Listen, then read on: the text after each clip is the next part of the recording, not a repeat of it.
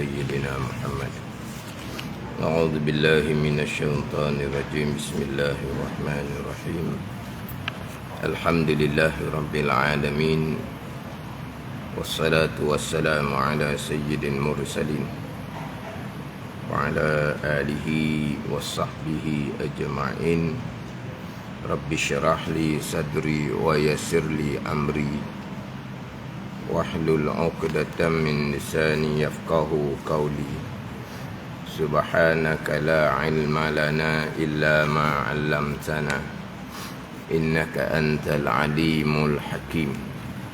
ولا حول ولا قوة إلا بالله العلي العظيم. Kitab Penawar bagi Hati, muka surat 9, bagi yang keempat daripada atas.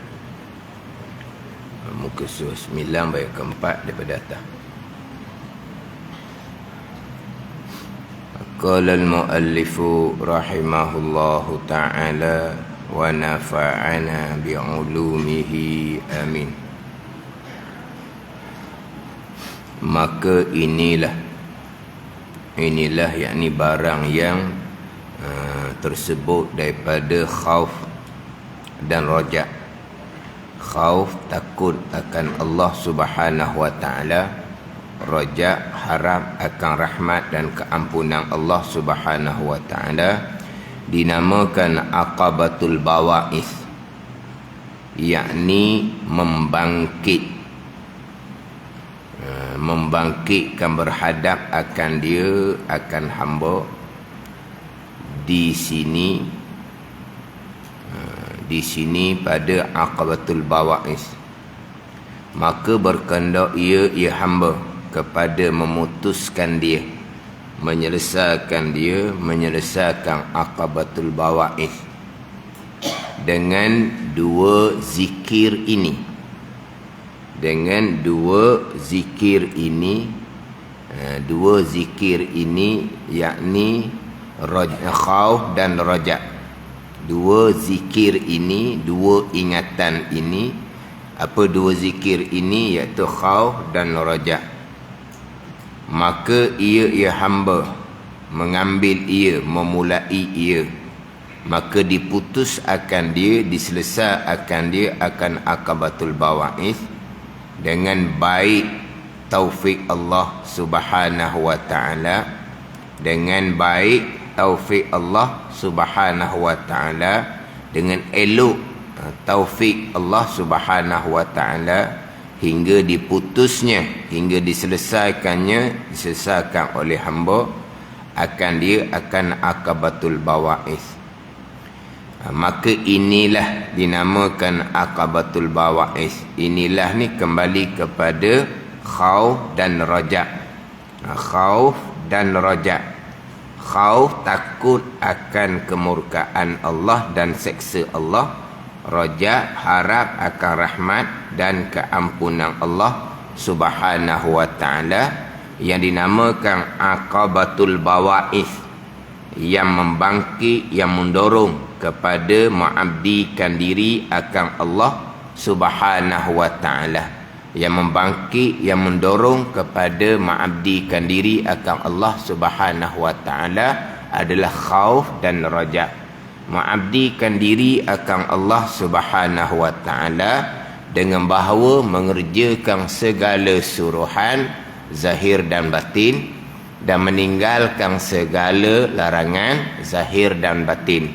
Itu dipanggil mengabdikan diri akan Allah Subhanahu wa ta'ala. Menghambakan diri akan Allah Subhanahu wa ta'ala adalah mengerjakan suruhan zahir dan batin, meninggalkan larangan zahir dan batin. Itu dipanggil mengabdikan diri, menghambakan diri akan Allah Subhanahu wa ta'ala. Jadi khauf dan rajak inilah yang menjadi bawa'is, yang membangkit, yang mendorong hamba kepada mengabdikan diri akan Allah Subhanahu wa ta'ala. Kalau hanya mengerjakan rupa suruhan zahir tetapi tidak meninggalkan larangan Allah Subhanahu wa ta'ala, sama ada larangan zahir ataupun larangan batin, itu bukan pengamdian diri kepada Allah yang sebenar. Rajin juga semayang sunat, rajin membaca Al-Quran, berzikir, tetapi maksiat mata, telinga, lidah tidak ditinggalkan, maka tidak dipanggil orang ni sebenar-benar mengabdikan diri akan Allah Subhanahu wa ta'ala. Zahirnya rajin semayang sunat, rajin membaca Al-Quran, berzikir, tetapi larangan batin, riak, ujub, takabur, hasad, kesemua tu adalah kabair, dosa-dosa yang besar yang mewajibkan neraka atas seseorang jikalau tidak diampuni oleh Allah Subhanahu wa ta'ala. Tapi zahirnya rajin melakukan amal-amal sunat, maka tu bukan pengamdian diri kepada Allah Subhanahu wa ta'ala. Kalau seumpama tu ada ciri-ciri munafik, ciri-ciri nifak, dia panggil. Hak munafik Abdullah bin Ubay itu orang kafir. Munafik Abdullah bin Ubay, dia menzahirkan Islam, mengucap 2 kalimah syahadah, berjemaah, sembahyang berjamaah di belakang Nabi sallallahu alaihi wasallam, masuk majlis ilmu Nabi sallallahu alaihi wasallam, tetapi menyembunyikan kekufuran. Di sisi Allah, Abdullah bin Ubay adalah orang kafir, tapi kafir di sisi Allah sebab tidak beriman. Islam di sisi hukum zahir. Sebab tu Abdullah bin Ubay apabila mati dikapankan dengan jubah Nabi sallallahu alaihi wasallam dan disembahyangkan oleh para sahabat radhiyallahu anhum, sebab ianya adalah orang Islam, tapi kafir di sisi Allah Subhanahu wa taala. Itu munafik i'tiqadi. Hak bicara di sini munafik amali, menzahirkan ketaatan dengan melakukan amal-amal sunat, tetapi menyembunyikan kefasikan, dosa-dosa besar, riak, ujub, takabur. Menzahirkan ketaatan dengan amal-amal yang sunat, tetapi menyembunyikan kefasikan dengan sifat-sifat hati yang dosa besar, yang mewajibkan neraka. Ini orang yang berpura-pura hanya menzahirkan ketaatan, ada tujuan-tujuan yang lain untuk dapat nama yang baik, untuk dapat pujian. Kalau benar-benar mengabdikan diri akan Allah, menghambakan diri akan Allah yang alim, yang khabir, Allah yang khabir, yang mengetahui batin dalam sebagaimana Allah mengetahui zahir, pastilah mengabdikan diri, melakukan ketaatan zahir dan batin, dan pastilah meninggalkan maksiat zahir dan batin. Jadi untuk mengabdikan diri akan Allah zahir dan batin inilah yang mendorongnya adalah khauf dan raja. Khauf dan raja ini di Aqabah yang kelima. Aqabah yang kelima dah. Yang mana pembicaraan dalam kitab Minhajul Abidin ini di muka surat 97. Di surat 97 barulah dibicarakan berkaitan khauf dan raja. Sekarang ni di permulaan kitab Minhajul Abidin, Imam Ghazali mendatangkan dahulu 7 aqabah secara ijmal, secara kasar, secara ringkas terlebih dahulu, boleh didatangkan secara terperinci pada satu-satu aqabah. Jadi aqabah yang kelima, Aqabatul Bawa'is ni duduk di surat 97. Imam Ghazali memulai pembicaraan Aqabah yang kelima di muka surat 97 ni dengan apabila betul jalanmu. Itu yang pertama. Betul jalan. I'tiqad ahli sunnah wal jamaah. Amal ibadah zahir dengan ilmu, bukan buat-buat.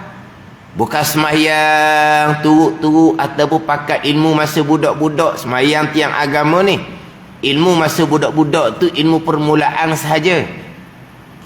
Berjemaah dengan ilmu juga, bukan hanya turut tu imam tanpa mengetahui syarat-syarat berjemaah. Maknanya hak tu hak zahir, hak batin pun sama.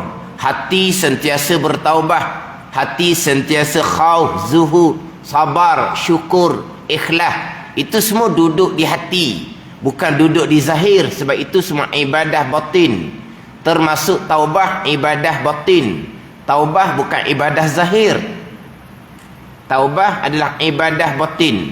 Dalam kitab Minhajul Abidin, taubah duduk di aqabah yang kedua. Selepas daripada aqabah yang pertama, aqabatul ilmi, bonggok, peringkat yang pertama ilmu, bonggok, peringkat yang kedua adalah taubah. Dalam kitab Minhajul Abidin, taubah adalah ibadah batin. Apa dia taubah? Ni balik pada ilmu fardu ain tasawuf. Apa dia taubah? Balik kepada ilmu fardu ain tasawuf. Macam mana nak menyusun taubah daripada meninggalkan kefarduan sembahyang, puasa, zakat? Balik pada ilmu fiqh. Nak taubah daripada dahulunya tinggal sembahyang, nak taubah daripada dulunya tinggal puasa, nak taubah daripada dulunya zakat tidak bayar, macam mana cara nak menyusun? Itu balik pada ilmu fiqh. Hak berkaitan dengan pembicaraan rukun, syarat taubah apa semua, balik kepada ilmu tasawuf. Taubah ibadah batin. Taubah bukan semayang sunat taubah. Taubah bukan perbanyakkan istighfar. Kena faham molek. Semayang sunat taubah, semayang sunat. Taubah wajib ijma' ulama'. Kalau semayang sunat taubah tu adalah rukun taubah, maka tak panggil semayang sunat taubah lah. Orang panggil semayang wajib. Sebab apabila satu-satu perkara tu wajib, rukun dia macam mana? Hukum dia semayang wajib. Menyempurnakan rukun semayang wajib lah ke sunat? Semayang wajib, takbiratul ihram sunat, baca Fatihah sunat, gitu.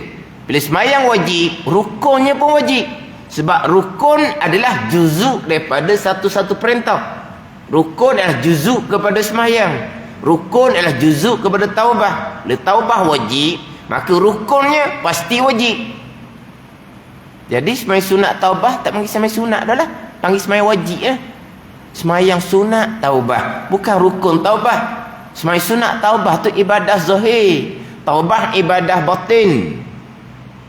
Istighfar, perbanyakkan istighfar, apa hukum? Perbanyakkan istighfar, apa hukum? Wajib. Sunat kita perbanyakkan istighfar. Perintah sunat jangan salah faham. Perintah sunat tetap perintah sunat, tapi bukan perintah wajib. Mana istighfar bukan rukun taubah, tapi memang disunatkan kita perbanyakkan istighfar. Jangan salah faham. Bukan menafikan tuntutan perbanyakkan istighfar, tetapi apa hukum kita perbanyakkan istighfar? Sunat. Istighfar adalah zikir lisan. Ini ibadah zahir. Taubah adalah ibadah batin, ibadah hati. Tiba-tiba semayang sunat taubah itulah rukun taubah, diri taubah. Walaupun tak kata rukun pun, perbanyakkan istighfar, itulah diri taubah. Tu tak betul daripada awal lagi dah. Jadi tak ada bicara khauf dan rajak. Sebab dimulai dengan bila betul jalan, akidah betul, zahir taat, batin taat, tu jalan betul. Mana antara taat batin? Taubah. Itu taat batin, barulah betul jalan kita. Tapi kalau diri taubah pun tak kena, lepas tu nak bicara apa? Tak ada bicara khauf dan rajak. Tidak ada bicara khauf dan rajak. Orang yang tidak melepasi akabah yang pertama, ilmu untuk betul jalan, kemudian bertaubah kepada Allah daripada segala dosa-dosa kita dengan Allah Subhanahu wa ta'ala, barulah pergi pada khauf dan rajak. Tapi kalau tanpa ilmu fardu ain, tanpa taubah kepada Allah, tak ada khauf, tak ada rajak. Khauf tidak ada. Yang ada adalah jara'ah. Apa dia jara'ah? Berani. Berani tunduk, rokok, sujud kepada Allah, tapi akidahnya macam mana? Berani tunduk sujud akan Allah Subhanahu wa ta'ala. Semayang tu macam mana? Berjemaah ilmunya macam mana? Berani perbanyakkan sembahyang sunat, rokok, sujud kepada Allah, taubah yang wajib ijma' ulama macam mana? Ini orang yang jara'ah, orang yang sangat berani dengan Allah Subhanahu wa ta'ala, melakonkan pengamdian diri kepada Allah yang ada ciri nifak tadi ni, hanya menzahirkan ketaatan, tapi hakikat dirinya macam mana? Betul ke tak betul jalan? Akidah macam mana? Semayang macam mana? Ta'ah batin macam mana? Barulah khauf, takut akan Allah yang sebenar-benar, bukan jara'ah, bukan berani dengan agama Allah Subhanahu wa ta'ala. Bulan Ramadan, bulan kerahmatan, bulan keampunan, perbanyakkan ibadah-ibadah yang sunat. Ibadah sunat nak letak di mana? Kalau pegangannya tidak pasti, kalau kewajipan hak taat zahirnya tidak pasti, hak ketaatan taat batinnya tidak pasti, bukan masalah lagi mengekali dengan sifat-sifat riya, ujub, takabur. Adakah taat ibadah-ibadah sunat di bulan Ramadan diterima oleh Allah Subhanahu wa ta'ala dengan menzahirkan ibadah sunat tetapi menyembunyikan kefasikan hati? Sebab tu dalam pembicaraan ilmu dalam kitab Minhajul Abidin, dia akan bicara secara detail nanti. Dia akan pergi kepada suruhan kepada mereka-mereka yang menuntut petunjuk akan Allah Subhanahu wa ta'ala, yang menuntut jalan yang sebenar dengan Allah Subhanahu wa ta'ala. Bagaimana seseorang yang menghampakan kefarduan yang wajib ijma' ulama, ta'at batin. Dia bicara ta'at batin. Mana menghampakan kewajipan yang wajib ijma' ulama dengan taubahnya, dengan khaufnya, dengan zuhudnya, dengan syukurnya, dengan ikhlasnya, dihampakan.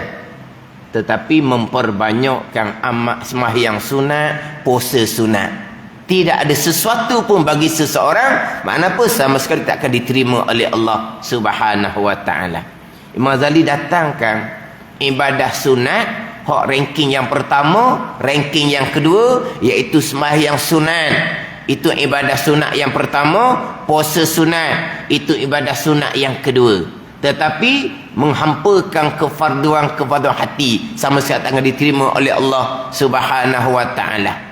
Begitu juga memperbanyakkan amal-amal sunat tetapi mengekalkan hati dengan sifat-sifat kefasikan yang mewajibkan neraka, tidak akan diterima oleh Allah Subhanahu wa ta'ala. Jadi kalaulah tanpa betul jalan dengan ilmu, tidak akan ada khauf dan tidak akan ada rajat. Kita harap akan rahmat dan keampunan Allah Subhanahu wa ta'ala. Kena betul jalan dahulu, barulah bicara bab harap. Kalau kita tak betul jalan kita, harap, itu bukan panggil rajak. Itu dia panggil umniyah, angan kosong. Di bulan Ramadan nak dapat rahmat Allah, keampunan Allah Subhanahu wa ta'ala, nak mengharapkan kemerdekaan daripada api neraka Allah Subhanahu wa ta'ala. Ni harap, tapi jalannya macam mana? Nak dapat rahmat, keampunan, nak merdeka daripada neraka Allah, syaratnya redha Allah Subhanahu wa ta'ala. Nak dapat redha Allah, kita maklum, radhiyallahu anhum, redha Allah Ta'ala daripada mereka itu. Siapa mereka itu? Alladzina amanu wa amilus solihat. Siapa yang beriman, yang kemah ilmu fardu ain, sukakan ilmu fardu ain daripada ilmu tauhid, kemah jelas kita dengan akidah ahli sunnah wal jamaah. Mereka yang beramal soleh. Amal soleh ni mana? Ta'at zahir, sempurna ilmu fiqh. Ta'at batin, sempurna ilmu tasawuf, sekurang-kurang fardu ain. Ini orang yang dapat redha Allah. Jadi syarat nak dapat rahmat, keampunan, dimerdekakan dari api neraka lah redha Allah Subhanahu wa ta'ala. Tanpa dapat redha Allah, harap rahmat, keampunan, itu bukan harap. Itu dia panggil umniyah, angan kosong yang dicela pada syarak. Angan-angan kosong jadi cela pada syarak. Dalam kitab Penawar Bagi Hati, dibicarakan sifat khauf adalah sifat kepujian yang kedua. Dalam kitab Penawar Bagi Hati didatangkan pembicaraan 10 sifat kepujian. Sifat kepujian yang pertama, sifat mahmudah yang pertama adalah taubah. Sifat kepujian yang kedua adalah khauf. Di dalam bicara khauf didatangkan bicara raja, harap akan rahmat dan keampunan Allah. Dalam bicara raja, bicara umniyah, angan-angan kosong. Jadi kalau masuk bulan Ramadan tanpa persiapan diri menjadi hamba yang beriman dan beramal soleh, masuk bulan Ramadan penuh dengan angan-angan kosong. Bukan akan dapat rahmat keampunan, bukan akan dapat kecelakaan di bulan Ramadan. Dalam hadis menceritakan berkaitan dengan Ramadan adalah bulan keberkatan, bulan diturunkan rahmat, bulan diampuni dosa-dosa, bulan dia dimustajabkan doa. Tapi di hujung hadis Nabi menyatakan, fa inna syaqiyya man haruma fihi rahmatullahi azza wajalla. Di awal hadis Nabi cerita berkaitan dengan barakah, berkaitan dengan kerahmatan, berkaitan dengan keampunan, dimustajabkan doa. Tapi di hujungnya, sesungguhnya orang yang celaka adalah mereka yang tertegah akan rahmat Allah di bulan Ramadan kerana tidak melengkapkan prasyarat utama redha Allah Subhanahu wa taala. Mana bicara bulan Ramadan kelebihan, peringatan Nabi kena ingat. Orang yang tidak dapat kelebihan bulan Ramadan tak ikut syarat, bukan free balik asal kosong, bukan dapat kecelakaan. Sebab itulah orang yang tak dapat rahmat di bulan Ramadan, sebaliknya dapat kecelakaan di bulan Ramadan. Habis Ramadan dia akan sama dengan sebelum daripada bulan Ramadan. Balik asal, tidak ada apa-apa pun. Sebab apa? Bukan hanya tidak dapat ni kurniaan bulan Ramadan, bukan akan dapat kecelakaan daripada Allah Subhanahu wa taala. Sebab nak harap rahmat keampunan, kena melengkapkan prasyarat dia. Redha Allah Subhanahu wa taala, redha Allah kepada mereka yang beriman dan beramal soleh. Berimannya ada dakwa-dakwa gitu. Beriman ni bukan ngapa rukun iman masa budak-budak. Kena kemas satu-satu rukun iman yang 6 perkara, terutama sekali rukun iman yang ke-6, untuk memastikan kita orang-orang yang beriman, yang berakidah dengan akidah Ahlussunnah wal Jamaah. Baru bicara bab harap akan rahmat dan keampunan Allah Subhanahu wa taala. Tapi kalaulah kita masuk bulan Ramadan serta dengan akidah yang terpesong, habis ceritalah. Bukan kata tarawih, bukan kata tadarus. Puasa Ramadan pun tidak akan diterima oleh Allah Subhanahu wa taala. Di bulan Ramadan kita sembahyang 5 waktu.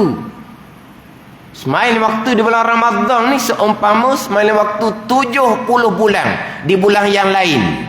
Tidak akan diterima oleh Allah Subhanahu wa taala kalau masuk bulan Ramadan dengan akidah yang terpesong.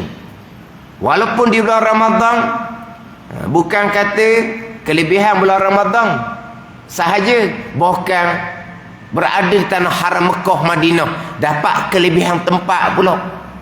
Dapat kelebihan bulan Ramadan, dapat kelebihan tempat tanah suci, tanah haram Mekah dan Madinah. Kelebihannya berganda-ganda. Tetapi kalaulah berpuasa di bulan Ramadan di tanah suci haram Mekah Madinah, melengkapkan 10 akhir Ramadan sekalipun, tapi kalau berserta dengan akidah terpesong, sama sekali tidak akan diterima oleh Allah Subhanahu wa taala. Dalam bab akidah kena kemah molek. Diri kita, keluarga kita sama. Jangan hanya hafal rukun iman 6 perkara. Jangan awak mudah-mudah berkaitan dengan iman akidah ni. Orang kita beriman belaka dah, berakidah belaka dah, iman tak kuat je. Jangan awak mudah begitu. Sebab kebimbangan dalam pembicaraan iman akidah ni kebimbangan yang sangat besar. Dinyatakan dalam kitab Tauhid sifat 20, khatar yang azim, kebimbangan yang sangat besar akan sentiasa diperingatkan. Jangan mudah-mudah.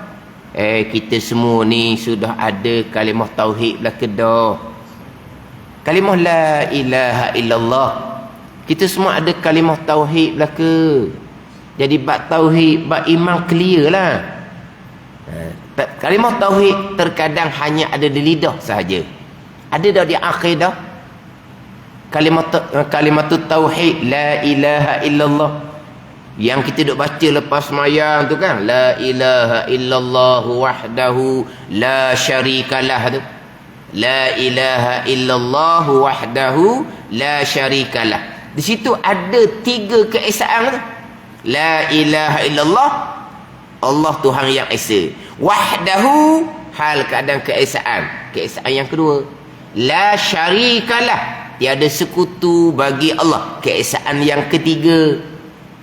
Jadi orang yang benar-benar ada kalimat tauhid akan mengesakan Allah pada zat, pada sifat, pada perbuatan. Wa huwa ala kulli syai'in qadir, dan Allah Ta'ala atas tiap-tiap sesuatu amat kuasa. Kesemuanya datang daripada perbuatan Allah Subhanahu wa Ta'ala yang bersifat dengan kudrah. Semua yang berlaku, keesaan pada perbuatan, semua yang berlaku. Makhluk tidak ada perbuatan. Wa imam makhluk tu para anbiya tidak ada perbuatan. Wa imam makhluk tu para malaikat tidak ada perbuatan. Semua yang berlaku perbuatan Allah Subhanahu wa Ta'ala. Itu dengan kalimat tauhid. Walaupun kita bicara, itu kita buat, itu kita buat, itu kita buat, tak ada salah. Itu hanya majazi, letak sahaja kepada kita. Tapi hakikinya af'alullah, perbuatan Allah Subhanahu wa Ta'ala. Ni tauhid pegangan, bukan duduk di lidah, duduk di akidah, bukan duduk lidah, di pegangan. Walaupun kita wajib berpegang, ada pilihan. Walaupun kita wajib berpegang, ada usaha. Tapi diri pilihan kita, diri usaha kita adalah af'alullah, perbuatan Allah Subhanahu wa Ta'ala. Ini kalimat tauhid yang bukan hanya ada di lidah, bukan di pegangan. Ini kena pasti molek. Bukan hanya la ilaha illallah di lidah, kita semua ada kalimah tauhid belaka dah. Bab tauhid, bab iman clear, kena amati molek. Jadi sekarang ni ujian bab iman, bab akidah, ada yang peseng tadi mudah-mudah je, tak ada kebimbangan pun. Bab iman, bab akidah clear beres. Orang Islam kita ni, orang ada kalimat tauhid ni beres, buat mudah-mudah je. Satu, ada golongan pula mudah-mudah je menafikan iman, menafikan tauhid seseorang, mudah-mudah mensyirikkan seseorang. Jadi 2 peseng. Satu pesengnya buat mudah je bab iman, bab tauhid. Satu peseng pula mudah je nak cabut iman, nak cabut tauhid, nak mensyirikkan seseorang yang beriman, yang mentauhidkan Allah. Ada peseng gitu. Contohlah ni contoh. Ni boleh dengar dalam pengajaran. Orang sekarang ni dia potong, dia viral. Apa dia panggil apa sekarang ni? TikTok ke apa? Adalah dia pendek itu. Dia ambil point. Orang yang share itu makna bertujuan yang baik lah. Sebab nak supaya jaga iman, jaga tauhid. Macam mana contoh orang yang tidak beriman? Macam mana contoh orang yang tidak ada tauhid? Contohnya apabila bunyi di tempat kerja tu akan dikurangkan pekerja. Sebab masalah apalah tempat kerja tu, timbullah kebimbangan di kalangan pekerja. Bimbang, takut termasuk di kalangan mereka yang akan dihentikan kerja. Tanggungjawab besar, kena bayar bulan-bulan besar, semuanya hutang belaka. Lepas tu nak cari kerja tempat lain, musim-musim gawat Covid ni kok, lah payah nak kerja tempat lain. Bimbang, kena bimbang kalau kena seumpama tu. Bimbang. Apabila bimbang saja, iman tidak ada, tauhid tidak ada. Sebab apa iman tidak ada? Dia tak beriman dengan qada dan qadar. Kalau beriman qada dan qadar, segala-gala telah diqada-qadarkan oleh Allah. Kenapa tak bimbang? Bimbang, tidak beriman dengan qada dan qadar. Mensyirikkan Allah Subhanahu wa taala. Mudahnya lah. Semua orang bimbang belaka yang ada tanggungjawab. Hak ni ketua keluarga bimbang. Hak di rumah, hak di rumah tak bimbang. Bini di rumah pun bimbang. Bukan hak di rumah je. No, hak kampung. Mak ayah pun bimbang.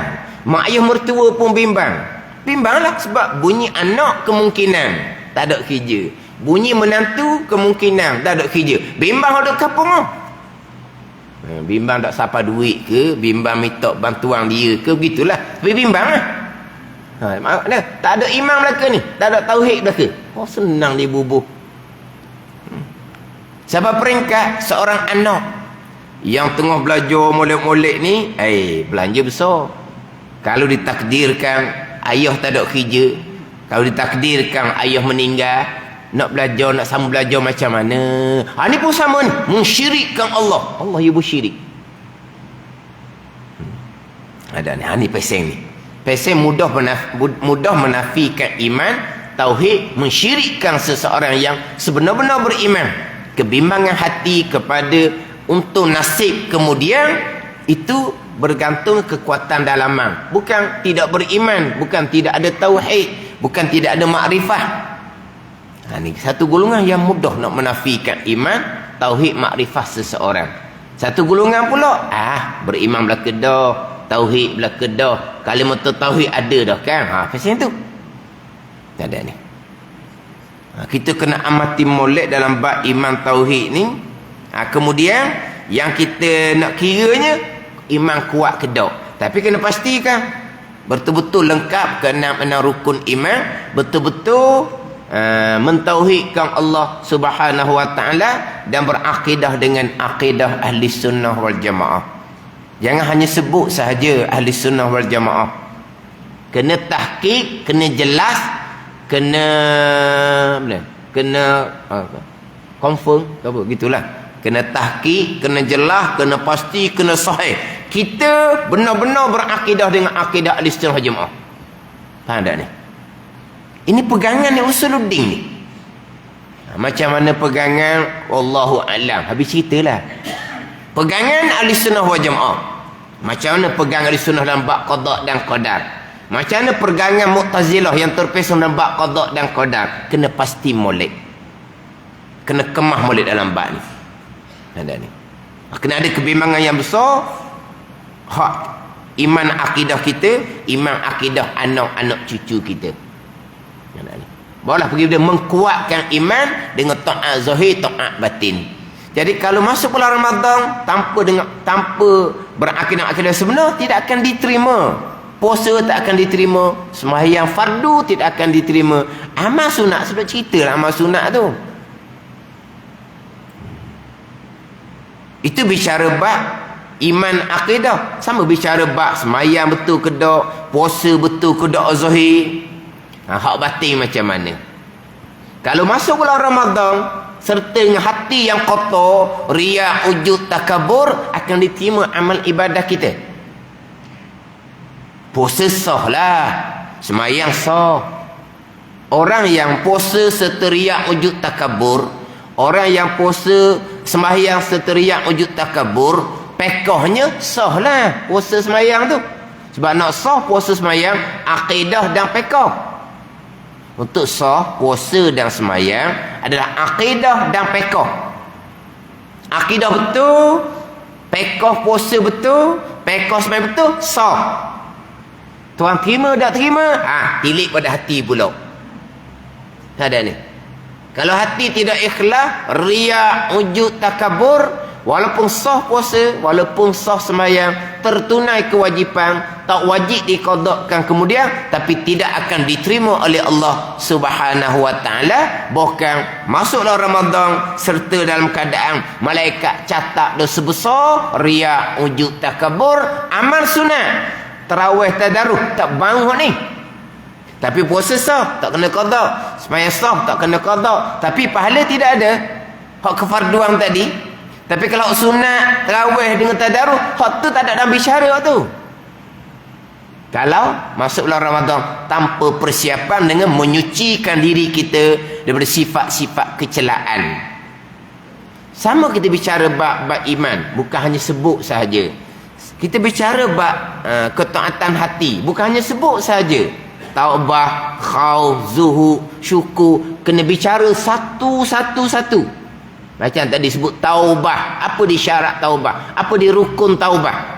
Kena bicara satu-satu. Apa dia takut akan Allah, apa dia rajak akan rahmat dan keampunan Allah. Kena bicara satu-satu. Sama juga riya, ujub, takabur. Bukan hanya sebut saja riya, ujub, takabur. Apa dia riya, apa dia ujub, apa dia takabur, apa dia hasad. Dan kita pernah bagi hati. Dan kita pernah bagi hati. Kita selesai ada di surah Imam ni, sebab kitab Minhajul Abidin ni. Yang kedua dah subuh kita. Yang subuh yang pertamanya kita penawar bagi hati. Apa dia riya, ujub, takabur. Macam mana cara nak perubat, nak menghilangkan riya, ujub, takabur. Macam mana kita nak jaga hati kita, yang mana riya, ujub, takabur ni akan digoda oleh syaitan setiap masa. Macam mana kita nak jaga diri kita daripada riya, ujub, takabur? Kena molek ni. Hak godaan syaitan, riya, ujub, takabur ni kena molek. Ada ni. Mana bukan hanya bicara riya, ujub, takabur sahaja. Mana kita nak dalam bulan Ramadan ni berserta dengan hati yang suci, yang tidak berserta dengan hati-hati yang kotor, yang mana yang mewajibkan neraka jikalau tidak diampuni oleh Allah Subhanahu wa taala. Mana apa, kita kena sentiasa ilmu, amal. Kita bukan hanya bulan Ramadan. Ramadan adalah kurniaan daripada Allah kepada ummah Nabi SAW yang umurnya pendek. Ummah terdahulu umurnya ratus tahun. Ummah Nabi SAW umurnya pendek, maka Allah kurniakan Ramadan tiap-tiap tahun. Tapi kita bukan hanya nak tunggu Ramadan, kita sentiasa ilmu amal. Ilmu amal, Ramadan kita fokus kepada perbanyakkan amal-amal. Sebab apa? Ini kurniaan daripada Allah Subhanahu wa taala. Tapi bukan tanpa ilmu. Bulan yang lain tidak peduli masjid surau, majlis ilmu tidak dipedulikan. Bulan Ramadan je nak tunjuk muka, rajin buat amal ibadah. Itu adah tradisi. Itu bukan ibadah yang sebenar. Ibadah sebenar, kita sentiasa dengan majlis ilmu, sentiasa dengan amal ibadah. Memanglah kita amal ibadah bulan lain ni tak berapa rajin. Tapi walaupun tak rajin, ilmu cukup, akidah sebenar, amal yang tak rajin pun amal yang sempurna zahir dan batin, walaupun tak rajin. Semayang fardu tu tetaplah. Semayang sunat ni tak rajin mana. Setakat-setakat qabliyah, ba'diyah, kapit fardu je, begitu je. Kadang-kadang begitu je. Tu pun kadang-kadang buat, kadang-kadang tak. Tapi hak kefarduan dengan ilmu zahir dan batin. Jadi masuklah Ramadan, perbanyakkan amal. Ini kita orang awam yang lemah seumpama itulah. Yang lemah seumpama itu, kita nak tunggu masa yang ditawarkan gandaan. Gandaan. Ramadan gandaan. Gi Mekah gandaan. Awal-awal lagi duduk Mekah tu duduk masjid dah. Balik kampung masjid pun tak nitah. Dia gitu. Sebab apa? Sebab kampung tak ada gandaan macam Mekah. Mekah 100,000. Bukan sikit-sikit. 1 rakaat macam 100,000 rakaat. Jadi balik di Malaysia ni tak ada gandaan tu, tak ada ni. Makna apa? Itu orang kita, orang awam yang lemah. Tapi kita masuk Ramadan di Mekah dengan akidah yang sebenar, amal yang sebenar. Tu kata ilmu amal tu tetap. Tapi kita lemah amal sunat, kita tunggu bulan Ramadan, tunggu tempat tanah haram Mekah Madinah. Itu kita orang lemah. Tak ada ni. Tapi itu semua adalah kurniaan daripada Allah, kurniaan belaka. Sebab apa? Sebab kita lemah. Tak ada, kita lemah. Tapi walaupun kita lemah, ibadah kita kurang di bulan yang lain daripada bulan Ramadan, tapi ibadah yang sebenar.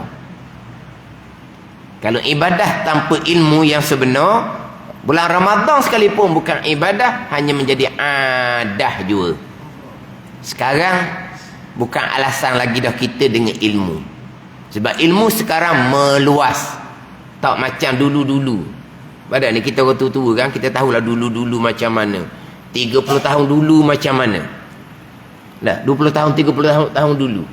Kita ni meriah-meriah bab ilmu dia dalam 10 tahun 20 tahun kebelakangan ni je.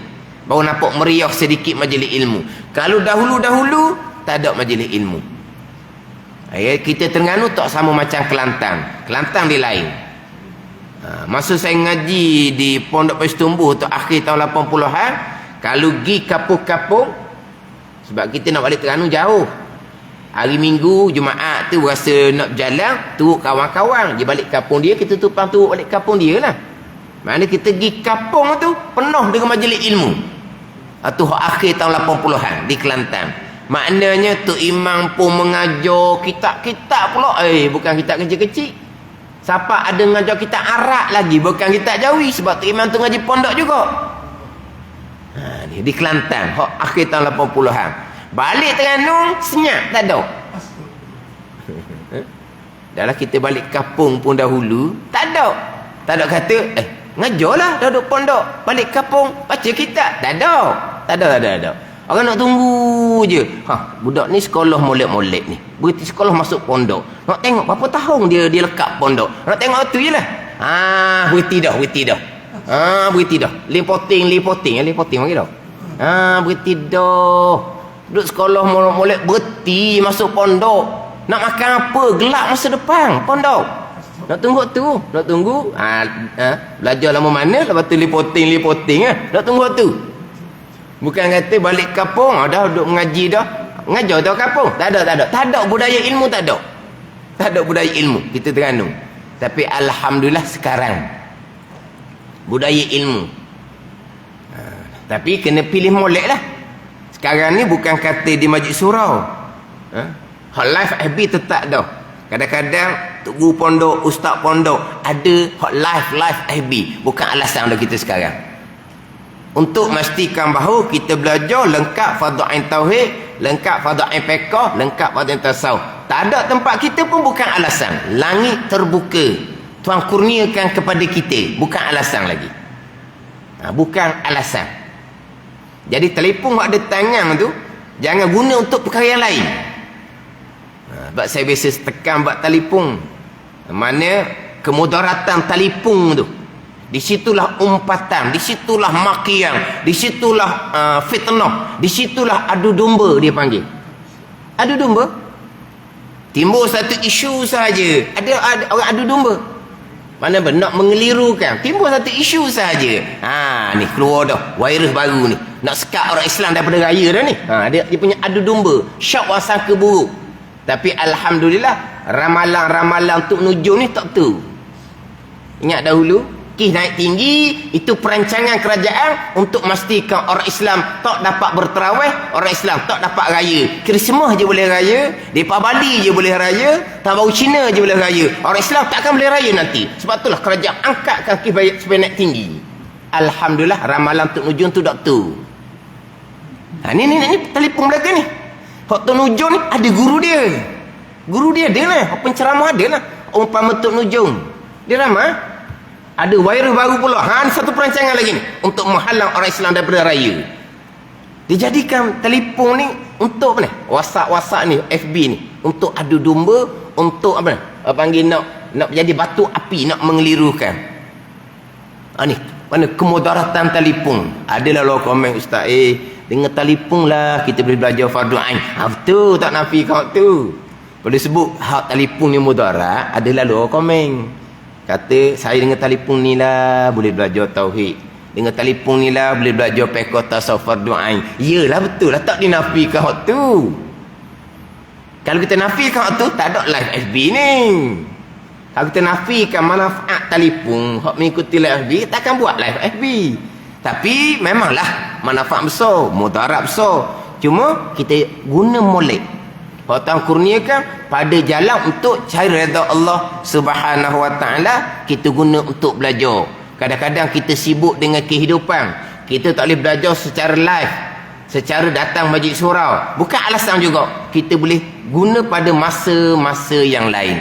Biar kita duduk dalam ilmu amal. Tapi tak akan samalah orang belajar duduk di masjid, niat iktikaf, duduk molek-molek, takkan nak sama dengan orang yang duduk luar. Takkan sama. Tapi sekurang-kurang apa? Rotang akor gitulah, faham tak? Apa patah Melayu tu lah, rotang akor tu gitulah. Cuba apa je? Tak ada rotang akor gitulah, rotang akor lah maknanya. Kalau rotang ni maknanya mari duduk masjid, itu rotang dah. Hok akor ni hok live gitulah. Tak apalah. Memang tak akan sama, tapi sekurang-kurang. Ni diri kita dan keluarga kita. Mana sentiasa dalam ilmu amal, masuklah Ramadan, kurniaan Allah Subhanahu wa taala, kita perbanyakkan amal serta kita mengharap akan amal kita diterima oleh Allah Subhanahu wa taala. Kita sangat mengharap akan rahmat keampunan Allah di bulan Ramadan, dimerdekakan daripada api neraka Allah Subhanahu wa taala. Mudah-mudahan Ramadan hak kita duk doa sentiasa tu diperkenankan oleh Allah. Hak sentiasa hak tu imam berdoa tu. Allah ni ridha kawal jannah tu, wa'udzubika min sakhatika wan nar tu. Apa dia mula-mula tu? Dia kena angkat tangan gini baru boleh berdoa. Nak sebut gitu tak jadi. Allahumma inna nas'aluka ridhaka wal jannah wa na'udzubika min sakhatika wan nar. Ni sentiasa diulang doa ni. Mudah-mudahan kita melengkapkan syarat kita berdoa. Sebab kita nak berdoa ni kita kena mengabdikan diri akan Allah. Iyyaka na'budu wa iyyaka nasta'in. Iyyaka na'budu dahulu, pengabdian diri kita kepada Allah. Wa iyyaka nasta'in, barulah kita minta. Kita benar-benar mengabdikan diri akan Allah, barulah kita mohon kepada Allah. Allahumma inna nas'aluka ridhaka wal jannah. Yang pertama tu kita minta redha engkau ya Allah. Tu redha. Bila dapat redha wal jannah, barulah syurga. Allahumma inna nas'aluka ridhaka wal jannah. Redha engkau ya Allah dan syurga engkau ya Allah. Wa na'udzubika min sakhatika wan nar. Kita minta berlindung daripada kemurkaan Allah dan api neraka Allah. Kita minta berlindung. Sebab orang yang dapat kemurkaan Allah, balasannya neraka Allah Subhanahu wa taala. Kemurkaan Allah, akidah salah tu jelas. Kemurkaan Allah, rajin sembahyang tanpa ilmu. Kemurkaan Allah, riya, ujub, takabur. Kemurkaan Allah yang mewajibkan neraka jikalau tidak diampuni. Jadi kalau kita minta tu, mudah-mudahan Tuhan perkenan. Sebab kita nak minta pun iyyaka na'budu, kita mengabdikan diri akan Allah, taat zahir dan batin dengan ilmu. Wa iyyaka nasta'in, kita mohon akan Allah Subhanahu wa taala untuk dapat redha dan syurga Allah dan dilindungi daripada kemurkaan dan seksa Allah Subhanahu wa taala. Ini harap kita. Khauf kita tetap kita takut, sentiasa dalam keadaan kita takut akan kemurkaan Allah Subhanahu wa taala, kerana kita sentiasa diuji, terutama sekali hak batin. Terutama sekali hak batin, kita sentiasa diuji dengan dunia. Akan timbul kasih akan dunia. Kita diuji dengan pangkat kemegahan, timbul kasih akan pangkat dan kemegahan. Kita sentiasa diuji dengan kelebihan. Bila kita belajar, ilmu kita bertambah, amal kita bertambah. Akan diuji pula dengan ujub, takabur, riya. Orang jahil tak ada nak riya, ujub, takabur, tak ada benda pun, tak peduli pun agama. Bila kita belajar, ilmu bertambah. Kita menambahkan amal kita, ilmu bertambah, amal bertambah. Ujian, ujub, takabur, riya, ujian daripada Allah Subhanahu wa taala. Kita sentiasa takut akan ujian Allah. Kita jaga diri kita. Kita harap Allah Taala beri taufik hidayah kepada kita dengan jalan yang sebenar, zahir dan batin. Tapi kena letak molek jalanan. Jalanan sebagaimana dalam kitab Minhajul Abidin. Daripada ilmunya, taubahnya. Ilmu telah untuk memastikan jalan betul. Walau pergi pada akabah yang kelima, Aqabatul Bawa'is, pembicaraan berkaitan dengan khauf dan rajak. Aqabatul Bawa'is, yakni membangkit berhadap akan diri sini. maka berkehendak ia hamba kepada memutuskan dia, melepaskan dia akabatul bawa'is dengan dua zikir ini, dua ingatan ini, yakni khauf dan raja. Maka ia hamba mengambil, makna memulai, ia maka diputus akan dia, diselesaikan akabatul bawa'is dengan baik taufik Allah Subhanahu wa taala, hingga diputusnya betul hamba akan dia akan akabatul bawa'is.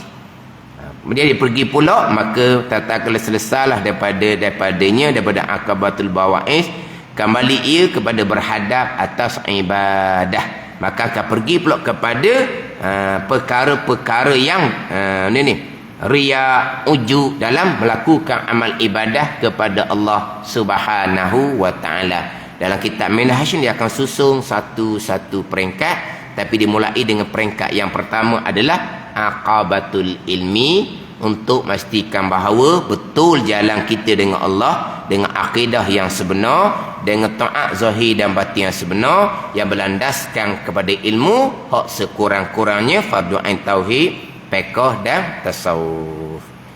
Wallahu a'lam. Kemudian hak subuh ni sekalilah tak ada. Bila minggu depan insya-Allah 1 Syawal dah. Kalau ikut takwim lah, ini bukan pengumuman ni. Ini sebut takwim. Takwimnya insya-Allah tahun ni kita berpuasa 30 hari lah kalau ikut takwim. Kita terkadang puasa 29 hari. Nabi SAW berpuasa 9 kali. Sebab difardukan puasa pada tahun yang kedua hijrah. Nabi sempat berpuasa 9 kali. 9 kali Nabi berpuasa, 8 kali 29 hari, sekali sahaja cukup 30 hari. Tapi kita insya-Allah tahun ni kalau ikut takwim Ramadan kita 30 hari lah. Ikut takwim tu, waktu tunggu keputusan daripada pihak berkuasa lah. Maknanya Selasa tu 1 Syawal. Jadi subuh Selasa lah tak ada, insya-Allah. Lepas dah tu insya-Allah kita akan mula balik. Maknanya subuh sama, duha sama, cuti hanya sekali hari raya hari Selasa. Wallahu a'lam. Bismillahirrahmanirrahim. Alhamdulillahirabbil alamin, wassalatu wassalamu ala sayyidil mursalin wa ala alihi wa sahbihi ajma'in. Allahumma iftah alaina futuhal arifin, Allahumma allimna ilma aqdamin, wa fahimna famasabikin, warzuqna ruqat talibin. Allahumma zidna ilman wa alhiqna bis salihin. Wa sallallahu ala sayyidina Muhammadin wa ala alihi wa sahbihi wa sallam. Walhamdulillahi rabbil alamin.